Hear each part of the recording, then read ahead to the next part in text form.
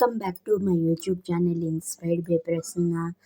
దసరా మహోత్సవాల సందర్భంగా ఆ అమ్మవారి గురించి కొన్ని విషయాలు తెలుసుకుందామా మరి? రోజంతా ఉపవాసం చెయ్యాలా? లేక ప్రత్యేక నియమాలు ఏమైనా పాటించాలా? అంటే నవరాత్రి పూజను ఆ ఇంట ఆచారం ప్రకారం ఆరంభించాలి. అంటే కలశం, అర్చమూర్తి, చిత్రపటం, శ్రీచక్రం ఇలా ఏ రూపాన్నైనా పూజించవచ్చు. జగన్మాతను ఉదయం, మధ్యాహ్నం, సాయంత్రం ఇలా 3 పూటలా పూజిస్తే మంచిది. కుదిరితే సాయంత్రం వరకు ఉపవాసం ఉండి పూజ తర్వాత భోజనం చేయొచ్చు. 9 రోజుల సాత్విక భోజనాన్ని స్వీకరిస్తూ వస్త్రం పరుచుకొని శయనించాలి. పాదరక్షలు వేసుకోకూడదు. వీలైనంత మౌనాన్ని పాటిస్తూ శ్రీమాత్రే నమః అంటూ అమ్మ నామాన్ని జపించాలి.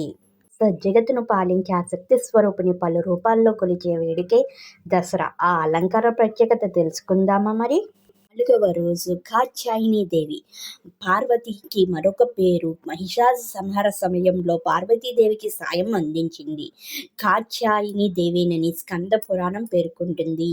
ఈ అమ్మ ఆశీస్సులు మనందరిపైన ఉండాలని మనస్ఫూర్తిగా కోరుకుంటూ thank you for watching. Thank you everyone. మీ అందరికీ తెలియాలని షేర్ చేస్తున్నాను.